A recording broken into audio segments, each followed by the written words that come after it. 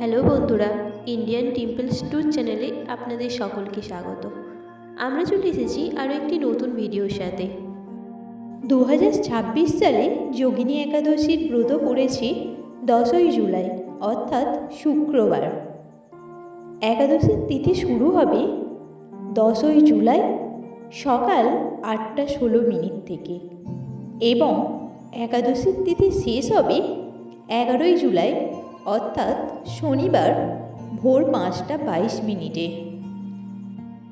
যোগিনী একাদশীর মাহাত্ম্য বা ব্রতকথা। ব্রহ্মবৈবর্ত পুরাণে আষাঢ় মাসের কৃষ্ণপক্ষের একাদশীর ব্রতর মাহাত্ম্য যুধিষ্ঠির শ্রীকৃষ্ণর সংবাদরূপে বর্ণিত আছে। যুধিষ্ঠির বললেন, হে বাসুদেব, আষাঢ় মাসের কৃষ্ণপক্ষিয়া একাদশীর মাহাত্ম্য কৃপাপূর্বক আমাকে বলুন।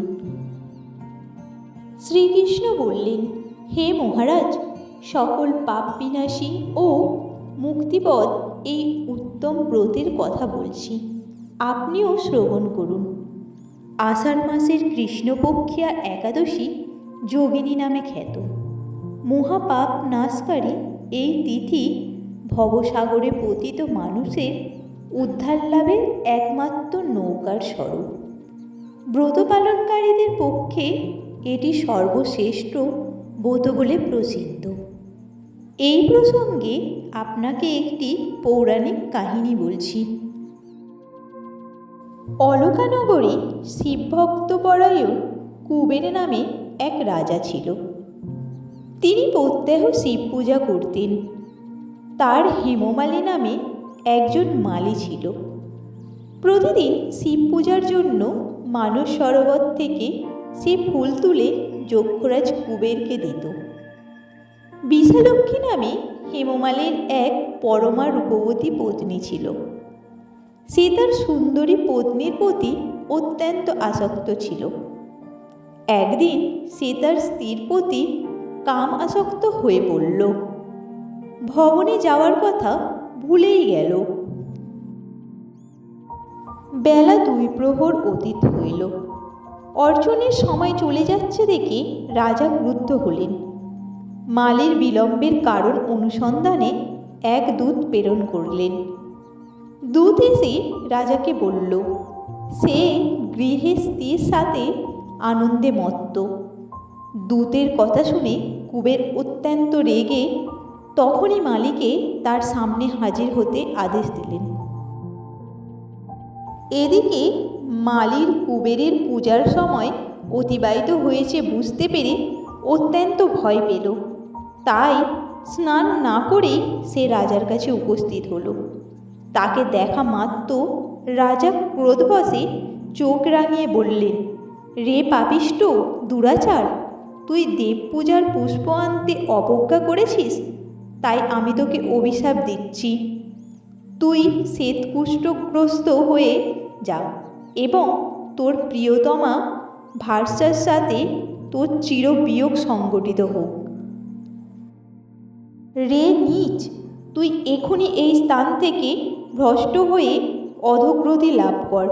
কুবেরের এই অভিশাপে হেমমালীর পত্নীর সাথে স্বর্গভ্রষ্ট হয়ে দীর্ঘকাল যাবৎ কুষ্ঠরোগ ভোগ করতে লাগল।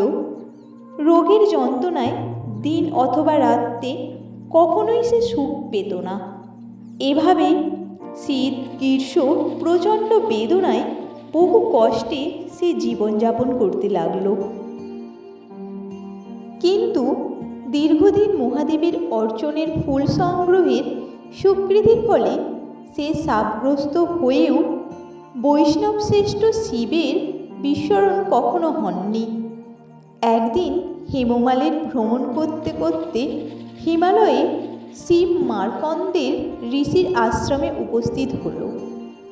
কুষ্ঠরোগে পীড়িত সপত্নী হেমমালীকে দর্শন করে শ্রী মার্কণ্ডেয় তাকে জিজ্ঞাসা করলেন, তুমি কার অভিশাপে এইরকম নিন্দনীয় কুষ্ঠরোগগ্রস্ত হয়েছ?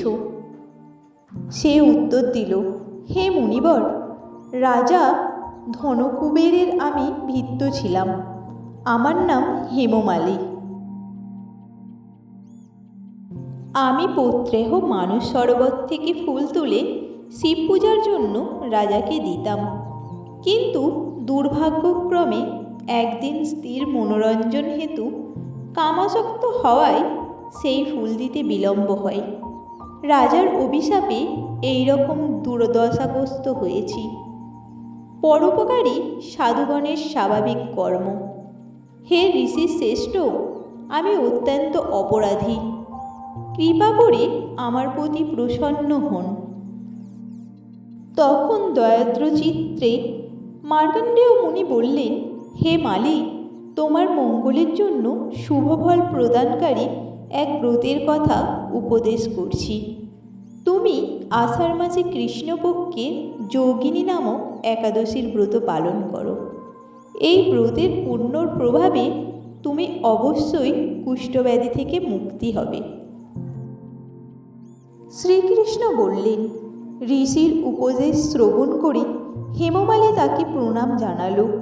পরে অত্যন্ত আনন্দে ঋষির আদেশ মতো নিষ্ঠার সঙ্গে যোগিনী একাদশীর ব্রত পালন করল। এইভাবে হেমমালী সমস্ত রোগ থেকে মুক্ত হল ও পত্নীর সুখে জীবনযাপন করতে লাগল। হে মহারাজ যুধিষ্ঠির, আমি আপনার কাছে এই ব্রত উপবাসের মহিমা কীর্তন করলাম। এই ব্রত পালনে 88,000 ব্রাহ্মণকে ভোজন করানোর ফল লাভ হয়।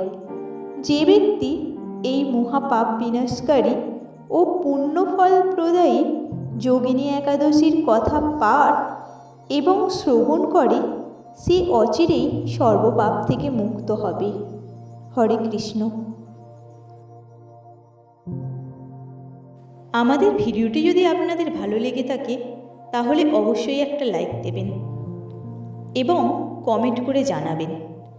আর আপনি যদি আমাদের চ্যানেলে নতুন হয়ে থাকেন তাহলে চ্যানেলটি সাবস্ক্রাইব করে দেবেন।